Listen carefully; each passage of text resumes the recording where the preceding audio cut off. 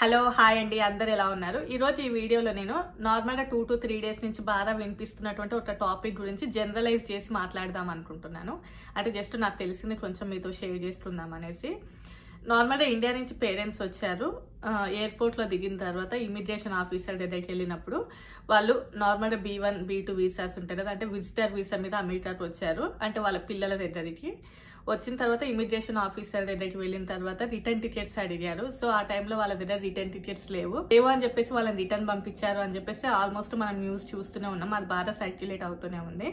యాక్చువల్గా ఎన్నో సంవత్సరాల క్రితం నుంచి అండి, ఎప్పటి నుంచి అయినా కూడా ఎవరైనా విజిటర్ వీసా మీద యూఎస్ వస్తే తప్పకుండా కూడా వాళ్ళు రిటర్న్ టికెట్స్ బుక్ చేసుకునే వస్తారు. అంటే ఇప్పుడు కొత్తగా అనేం లేదు, అంటే అండ్ ఇది కొత్తగా రూల్ అని చెప్పలేము, అండ్ ఇది తప్పకుండా మ్యాండేటరీ థింగ్ అని చెప్పలేము లేండి. కానీ ఆల్మోస్ట్ ఇండైరెక్ట్గా టెక్నికల్లీ మ్యాండేటరీ అన్నట్లే.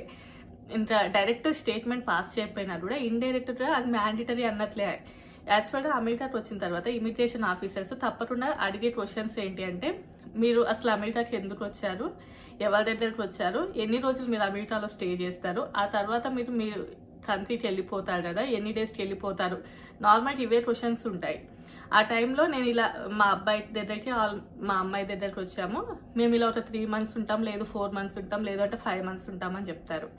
చెప్పిన తర్వాత అప్పుడు మీరు తప్పకుండా 5 monthsకి వెళ్ళిపోతారు అనడానికి ప్రూఫ్ ఏంటి అని వాళ్ళు అడిగితే మీరు చెప్పేది అండ్ మీరు చూపించదగ్గేది ఒకే ఒక ప్రూఫ్ ఏంటి అంటే ఆ రిటర్న్ టికెట్సే. సో అందువల్లనే ఎప్పటి నుంచో వెనకట నుంచి కూడా ఎవరైనా అమెరికాకి వస్తున్నప్పుడు తప్పకుండా రిటర్న్ టికెట్స్ అనేవి చేసుకునే వస్తారు. నేను 100కి 100 members అని చెప్పలేను, కానీ ఆల్మోస్ట్ 98 మంది రిటర్న్ టికెట్స్ చేసుకునే వస్తారు. ఎందుకంటే ఎప్పటి నుంచో కూడా అలానే ఉంటుంది. బట్ ఈ మధ్యలో ఇమిగ్రేషన్లో అంత టైట్ రాకుండొచ్చు, లేదు అంటే ఈ 4 years నుంచి ఇమిగ్రేషన్లో అంతటనం అడగకుండా ఉండడం వలన చాలా మందికి ఇది పెద్ద అసలు విషయమే రాదు. ఎప్పుడైనా ఎవరు అసలు రిటర్న్ టికెట్సే చేసుకోకుండానే వస్తారు అమెరికాకి. కానీ ఎందుకు ఈసారి వీళ్ళు రిటర్న్ టికెట్స్ అడిగారు, ట్రంప్ వచ్చిన తర్వాతనే వీళ్ళని పంపించారు అని చెప్పేసి.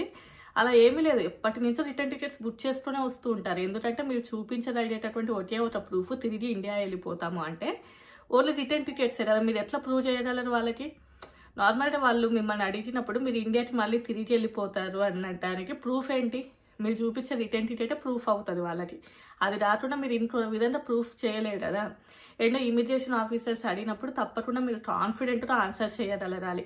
ఎంత కాన్ఫిడెంట్గా అంటే అసలు మీ రిటర్న్ టికెట్స్ చూపించండి అని ఆయన అడగకుండా ఉండే అంత కాన్ఫిడెంట్గా మీరు చెప్పగలగాలి. అంత ధైర్యం అయితే నార్మల్గా పేరెంట్స్కి ఏమీ ఉండదు. ఎందుకంటే వాళ్ళు ఫస్ట్ టైం అసలు రావడమే కొంచెం, ఎంత ఉన్న వాళ్ళైనా ఎంత చదువుకున్న వాళ్ళైనా కూడా ఫస్ట్ టైం ఇట్లా ల్యాండ్ అవ్వడమే కొంచెం వాళ్ళకి టెన్షన్ ఉంటుంది. అలాంటప్పుడు వాళ్ళు జస్ట్ వాళ్ళ దగ్గర ఉన్నటువంటి డాక్యుమెంట్స్ రానివ్వండి, పేపర్స్ రానివ్వండి, అన్నీ కూడా ఆ ఆఫీసర్కి చూపిస్తే అన్నీ ఓకే అవుతాయి, దెన్ ఓకే. సో అందులోపల మ్యాండేటరీగా ఉండాల్సింది రిటర్న్ టికెట్స్. ఎప్పటి నుంచో వెనకటి నుంచి వచ్చే వాళ్ళందరూ కూడా రిటర్న్ టికెట్స్ బుక్ చేసుకుని వస్తారు. ఆ తర్వాత ఇమిగ్రేషన్ ఆఫీసర్స్ ఇంకా వాళ్ళని ఒక్క క్వశ్చన్ కూడా ఎక్స్ట్రా అడిగాడు ఆ రిటర్న్ టికెట్స్ చూసి. సో ఎందుకైనా ఇప్పుడు న్యూగా వస్తున్న వాళ్ళు ఎవరైనా కూడా వాళ్ళ పిల్లలు, ఈవెన్ వాళ్ళ పిల్లలే పుట్టిందంట చేస్తే పేరెంట్స్కి తప్పకుండా రిటర్న్ టికెట్స్ అనేవి బుక్ చేయండి. అండ్ మీరు అనుకోవచ్చు ఇది మ్యాండేటరీనా అంటే, మ్యాండేటరీ అని చెప్పలేము కానీ హై ప్రిఫర్డ్ అన్నట్లు. ఆల్మోస్ట్ ఒక చిన్నపాటి రూల్ లాంటిది ఎస్పెషల్లీ. ఎందుకంటే అమెరికాకి ఎన్నో దేశాల నుంచి ఇక్కడికి వస్తూ ఉంటారు. అండ్ వాళ్ళు వచ్చిన తర్వాత వాళ్ళు తిరిగి వాళ్ళ హోమ్ కంట్రీకి వెళ్ళిపోతారు అనేది ఉండదు కదా. సో అందువల్లనే ఇమిగ్రేషన్లో బోర్డ్ ఆఫ్ ఎంట్రీలో చాలా వరకు టైట్ సిచ్యువేషన్స్ ఉంటాయి. సో అండ్ ఇప్పుడు న్యూ గవర్నమెంట్ వచ్చింది కాబట్టి ఆ సిచ్యువేషన్ అది ఇంకొంచెం టైట్గా అయి ఉండొచ్చు. సో అది మనం చెప్పలేం. కానీ రిటర్న్ టికెట్స్ బుక్ చేసుకోవడం అనేసి ఎప్పటి నుంచో ఉన్నదే.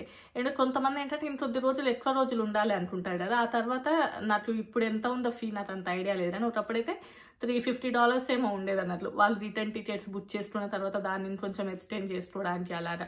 అండ్ ఒకప్పుడు అసలు ఇండియాలో మనకి బోర్డింగ్ పాస్ ఇచ్చేటప్పుడే మీకు రిటర్న్ టికెట్స్ ఉన్నాయా అని చెప్పేసి అడిగేవాళ్ళు. మేబీ ఇప్పుడు ఆ రూల్స్ అవన్నీ కూడా లేవేమో, మేబీ తీసేశారో లేకపోతే అంతగా స్ట్రిక్ట్గా లేవేమో తెలియదు. కానీ చాలా వరకు ఒకప్పుడు అక్కడ కూడా అడిగేవాళ్ళు మీరు రిటర్న్ టికెట్స్ ఉన్నాయా అని చెప్పేసి.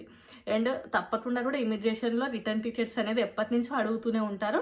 కొంతమందికి అడగకపోవచ్చు అంతే. నెక్స్ట్ థింగ్ ఏంటంటే వాళ్ళ పిల్లలు బుక్ చేసినప్పుడు ఇదే ఫస్ట్ టైం అయ్యి ఉండొచ్చు, లేదు అంటే వాళ్ళకి సజెషన్స్ ఇచ్చిన వాళ్ళు ఏం పెద్ద ప్రాబ్లం లేదు, మా వాళ్ళు వచ్చినప్పుడు కూడా మేమేం బుక్ చేయలేదు, అందుకోసమే ప్రాబ్లం అవ్వలేదు అంటే వీళ్ళు బుకింగ్ చేయకుండా ఉండొచ్చు.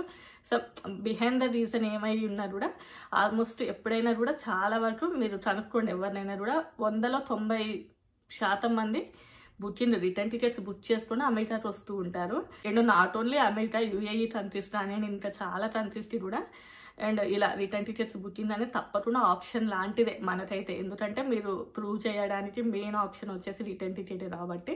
నా వీడియోస్ నచ్చితే తప్పకుండా లైక్ చేయండి, యూజ్ అవుతుంది అనుకుంటే షేర్ చేయండి, అలాగే సబ్స్క్రైబ్ చేసుకోండి. Bye bye.